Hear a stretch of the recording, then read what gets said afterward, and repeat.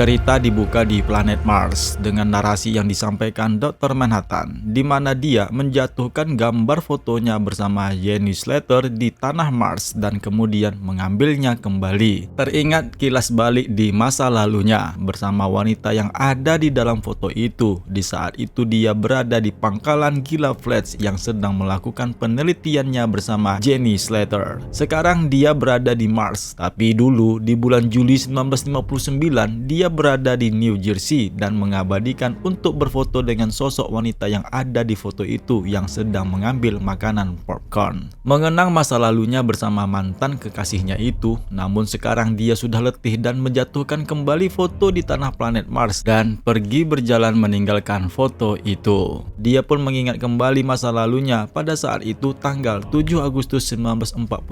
John Osterman yang masih berusia 16 tahun sedang merakit jam tangan untuk pekerjaan sekolahnya, yang kemudian ayahnya datang menghampirinya agar meninggalkan saja pekerjaan sekolah merakit jam tangannya itu, karena sekarang yang terpenting baginya adalah ayahnya memintanya untuk membaca berita di koran yang menyatakan tentang berita bom atom yang meledak di Hiroshima. Karena dihadapkan dengan fakta yang ada di depan mereka mengenai teori relativitas Albert Einstein yang tak terbantahkan, orang tua John Osterman menyatakan profesinya sudah ketinggalan zaman dan membuang rakitan jam tangan yang telah disusun putranya itu, mendesak John Osterman muda untuk mengejar karir dengan mempelajari fisika nuklir. John Osterman pun kemudian melakukan pendidikannya dengan kuliah di Universitas Princeton pada tahun 1948 dan lulus dengan gelar PhD Fisika Atom pada tahun 1958. Setahun kemudian, di tahun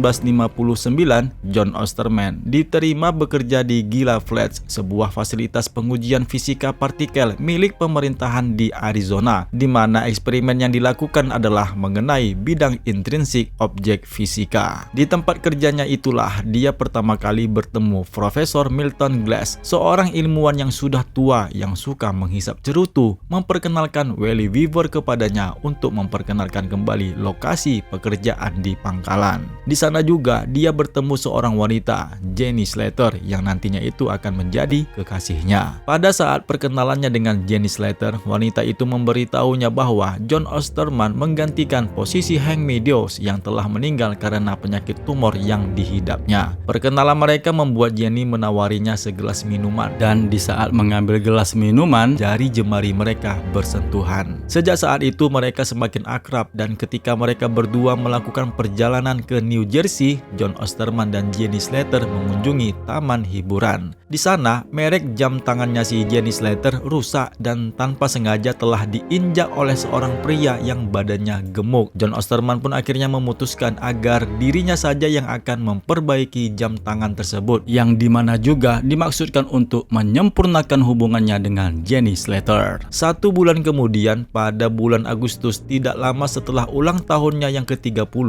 John Osterman berencana memberikan Jenny Slater jam tangan yang telah diperbaiki tersebut. Tapi ketika dia akan memberikan jam tangannya, John memberitahunya bahwa dia telah menyimpannya di dalam jas labnya yang tertinggal di dalam ruang uji eksperimen lapangan intrinsik. Nah, di saat dia mengambil jas mantelnya yang tertinggalan di dalam ruangan tersebutlah dia secara tidak sengaja terkunci di dalam ruangan itu. Ketika Profesor Glass dan yang lainnya menemukan John Osterman yang terperangkap di dalam ruangan itu, mereka terkejut dan tidak bisa membantunya untuk membuka pintu yang sudah terkunci otomatis. Di sana juga mesin generator sudah mulai melakukan pemanasan untuk memulai eksperimen. Hal ini menyebabkan kehilangan medan intrinsik yang ada di dalam ruangan John Osterman yang terjebak di dalamnya. John Osterman pun hanya bisa pasrah menerima kenyataan takdir hidupnya. Meskipun dia sempat meminta Jenny Slater untuk tidak pergi meninggalkannya, Jenny mengabaikan dan pergi dari ruangan tersebut karena tidak tahan melihat John yang mengalami seperti itu. Akhirnya kematian pun tiba. Setelah hitungan mundur mencapai angka 0, John Osterman pun hancur dalam sekejap cahaya. Sebulan kemudian, serangkaian kejadian aneh terjadi di rumah susun gila yang melibatkan penampakan sistem saraf peredaran darah manusia yang tidak berwujud dengan bentuk peredaran darah saja dan membentuk kerangka yang berotot yang berlangsung selama beberapa detik. Para penghuni percaya bahwa fasilitas tersebut berhantu itu. Hingga pada tanggal 22 November akhirnya John Osterman kembali sebagai seorang pria tinggi tidak berambut, bertelanjang dan berkulit biru dengan memiliki kemampuan yang sangat luar biasa.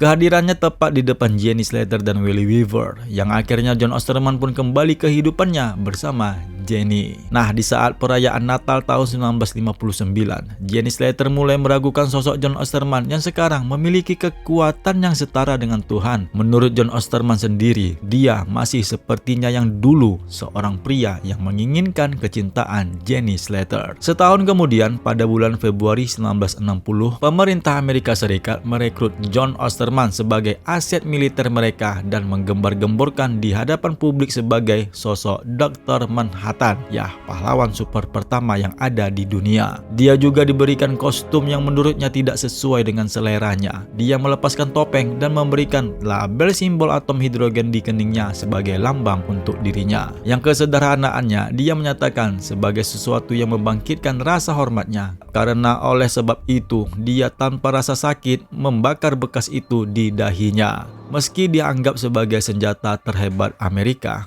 John Osterman tidak mampu mencegah bencana tertentu seperti pembunuhan Presiden John F. Kennedy, meskipun dia sadar hal itu akan terjadi saat dia bertemu dengan Presiden. Pada tahun 1966, pertemuan pertama para pemberantas penjahat dan akan membentuk tim kepahlawanan yang disebut Crime Busters. Di saat itulah John Osterman jatuh cinta dengan Sil Spectre yang saat itu berusia 16 tahun yang bernama Laurie Juspezig dan mengakhiri pernikahannya dengan Jenny Slater dengan pahit. Jenny Slater merasa dirinya sudah terlalu tua, menyatakan John memilih wanita yang muda untuk menemaninya. Dengan kepedihan kehidupan yang dia rasakan, akhirnya Jenny Slater pun berpisah. Selama itulah Dr. Manhattan semakin sering bertemu dengan Laurie Juspezig. Pada tahun 1970, nama asli John Osterman pun terungkap ke publik karena ayahnya telah meninggal dunia pada tahun 1969 dan tidak ada alasan untuk menyembunyikannya. Di tahun 1971, John Osterman diminta oleh Presiden Richard Nixon untuk membantu pasukan tentara Amerika dalam Perang Vietnam bersama The Comedian. Di saat itulah insiden di mana The Comedian membunuh seorang wanita Vietnam yang sedang hamil. Selama 2 bulan lamanya, keterlibatan Dr. Manhattan dalam Perang Vietnam, Amerika Serikat akhirnya memenangkan perang dan dapat memberikan keseimbangan perang dingin kepada negara-negara barat yang lainnya. Di tahun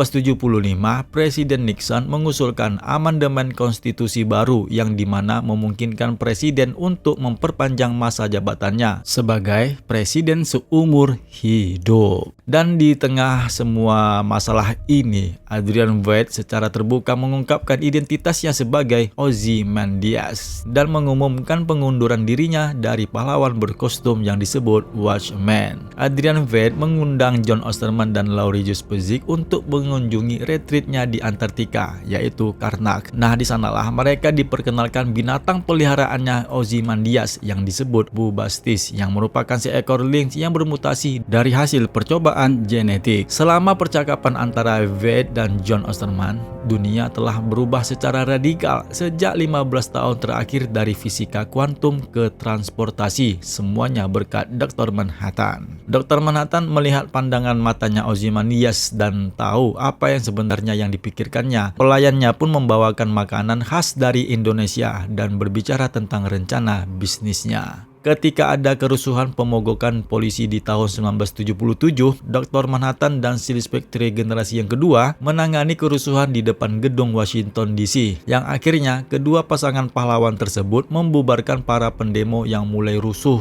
di mana Dr. Manhattan memindahkan mereka semua ke rumah masing-masing. Keesokan harinya, berita di koran menyatakan 2 orang menderita serangan jantung. Hal ini disebabkan oleh Dr. Manhattan sendiri. Dan setelah kerusuhan, pemerintah Amerika Serikat mengeluarkan undang-undang darurat yang diusulkan oleh Senator Kinney yang menjadikan tindakan main hakim sendiri ilegal dan mengecualikan Dr. Manhattan dan The Comedian. Laurie Juspezig dan Daniel Dreiberg menghentikan identitas mereka sebagai Sil Spectre dan Ned Owl. Sementara Rorschach tetap aktif di mana dia melampiaskan perasaannya dengan meninggalkan catatan beberapa mayat pemerkosa yang berada di luar kantor polisi. Nah, di tahun 1981 Dr. Manhattan bersama Lowry ditugaskan pemerintah untuk melakukan penelitian di pangkalan militer Rockefeller di New York, yang kemudian di tahun 1985 Dr. Manhattan teringat ketika dia berjalan-jalan di New York bersama Lowry dan membeli majalah Time untuk memperingati Pekan Hiroshima, dan akhirnya berujung pada peristiwa yang terjadi di saat ini. Dari kabar kematian The Comedian, ketidakhadiran Lowry di acara pemakaman, ada orang lain lagi yang meninggalkan bunga di kuburan The Comedian. Begitu juga permasalahan asmara antara Lowry dan John yang berujung pada John Osterman yang membuatnya harus meninggalkan bumi dan berangkat ke planet Mars. Dan akhirnya terungkap, kehadiran John Osterman di planet Mars ini adalah membangun struktur kaca raksasa yang menjulang dari dalam tanah sambil bertanya-tanya apakah keadaan akan berubah jika dirinya tidak menjadi sosok yang disebut Dr. Manhattan. Dia pun kemudian berdiri di balkon bangunan yang didirikannya itu dan menyaksikan ada banyaknya hujan meteor yang terbang di angkasa luar. Yang selanjutnya kita pun masuk ke